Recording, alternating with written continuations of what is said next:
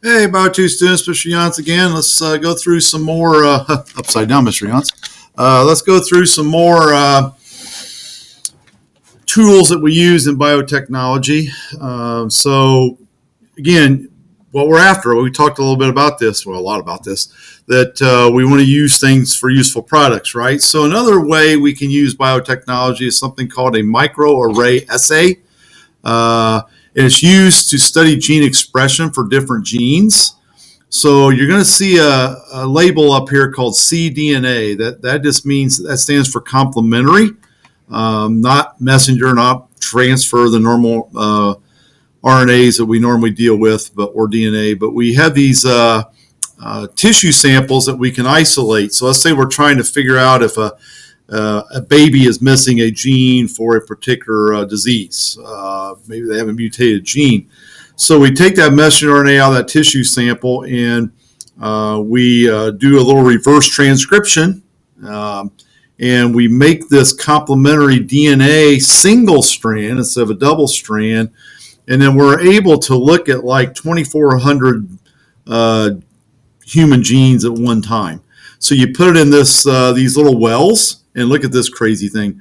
And when you see it light up, this is 2,400 human genes.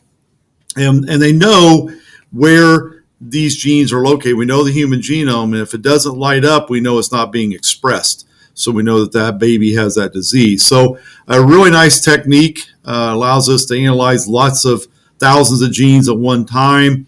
Instead of just looking at one gene in one particular location, we can look at lots of them, and we can see if there's multiple genes maybe that are not functioning. So just another tool that we use to help us, whether it's gel electrophoresis or PCR or microassay, whatever, just ways that we can isolate and study genes, okay, and gene expression.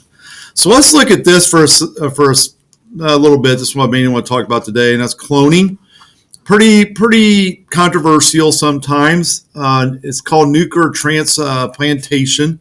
We're taking the nucleus of an egg and removing it and putting the DNA from a body cell, not an egg or sperm cell, from a body cell into an egg in cloning. We're going to clone that animal. So this is the famous sheep. Her name was Dolly, the first mammal ever cloned.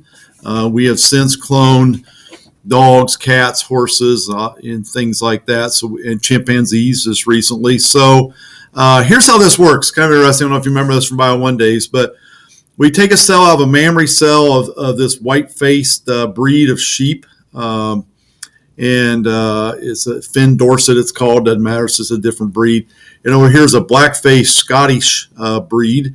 And what we're going to do is take the egg out of this black-faced one, then suck her DNA out. So she has no genetics in this egg. It's just an empty egg. We bring it over. We take the DNA out of this mammary cell from this white-faced Finn Dorset sheep, and we fuse it into this egg. Now, we call this Frankenstein technology because to get that in there, you have to apply some electricity. And you guys all know that Frankenstein came to life when electricity was applied, or bolt of lightning, whatever. So that's why they call this Frankenstein technology. Kind of interesting. You fuse this in. Now I have an egg from one sheep, but it has the DNA from another breed of sheep. Okay. Let it divide in a petri dish several times, and then you implant it back into the uterus. You can even use a third sheep, or you can use the same sheep, whatever. But put it into a surrogate mother, let it develop naturally, and then Dolly the sheep is born, and she is not this sheep's baby. She is actually a clone of the one that we took the DNA out of to start with. Okay, now you can see we've cloned cats and mice and all kinds of things, but there are some issues with this, and I kind of want to go through those today, some of which the jury's still out on, some of which we've really studied quite a bit. Why don't we want to clone humans? Okay, and understand that you may get your beloved animal back. So let me kind of give you a little bit of the history of why we were doing cloning of sheep or cattle or whatever. Let's say that Dolly was this grand champion. The one we took the DNA out was a grand champion, had great wool, won all kinds of shows, was really a valuable, expensive sheep. Right now, the best we can do is get babies out of them and continue that bloodline. Why can't we just clone her, right? So Xerox copy her off. That was the idea and the intent of cloning livestock in agriculture or maybe it's a steer that produces great meat and heavily muscled, and it's just a great animal for meat production. So that was the idea. We're going to help agriculture out. So that was the intent. The problem is it took like 10,000 tries to get Dolly, a viable living sheep, and hundreds of thousands of dollars. Well, agriculture says, that ain't going to work. No one's got that money in our industry to throw out there to clone a champion sheep or steer or whatever. So it sounds good on paper, but here's the problem. We got lots of issues with it. Number one, it seems like cloned embryos seem to have more defects, more birth defects and things like that. Dolly the sheep did not live very many years. She did not live a full lifespan. So there is some evidence that says that maybe clones age a little bit faster. The jury's kind of still out on that. But they think maybe it speeds up the aging process because the telomere is getting shorter. We've talked about those. And the other big deal is something called epigenetic changes, which means it seems like the DNA and chromatin seem to have some changes in them, which is going to lend itself to more diseases and illnesses and sickness and suppress immune systems and things like that. So we kind of pump the brakes on cloning. We still have cloning, and we're still trying to clone agricultural animals. I do know that it has caused a lot of different rules and regulations, like we cannot clone humans in this country because we don't see the benefit of doing that with all these problems. Other countries, who's to say that they're not doing it in China or someplace like that. Thoroughbred Racing Horse Association says you cannot clone. Let's say you get a Triple Crown winner, you can't clone them. They have to be live birth, so you have to do it the old-fashioned way. So we've had a lot of regulations in lots of areas of this because we just want to be cautious on what we're trying to accomplish. And understand something. I'll give you a little history here. There was a couple that gave $1 million to Texas A&M University, which is a big ag school in Texas, and said, hey, we want you to start a cloning division at your school. We'll give you $1 million. And they're like, okay, we're not going to turn that down. And they started this cloning division, kind of a cool name. It's called Repet. And what they wanted to do was clone their dog. They had this beloved dog. It was getting old.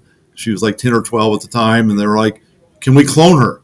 And that's why they donate all this money. And they have cloned some dogs and cats. And the problem is this. You got to understand that, yeah, clones are identical copies of whatever animal you're talking about, but they're not going to be the same animal. We all have personalities. We all have life experiences that shape and mold us into the people we are or the animal that they are. And just because your dog is great and you think it's awesome, has a great personality, and you love it to death, because I have one at home, 3 of them at home, that I feel that way about, doesn't mean that if you clone them, you're going to get the same animal. Okay? They don't. You know that. So Hollywood portrays it as, oh, it's going to be a carbon copy and everything's great and going to work. But that in actuality, it doesn't. So kind of be cautious with that. I mean, you can clone your pet. It costs thousands and thousands of dollars just to get their cells in liquid nitrogen, and not to guarantee that you're ever going to get a clone.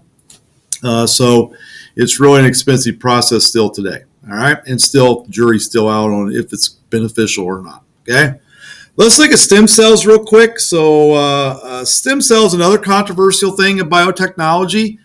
Stem cells are cells that have not been programmed to become anything yet.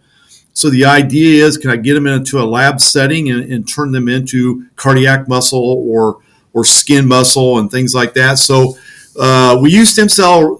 We're doing stem cell research trying to find artificial skin. Can we create skin in the laboratory? Can we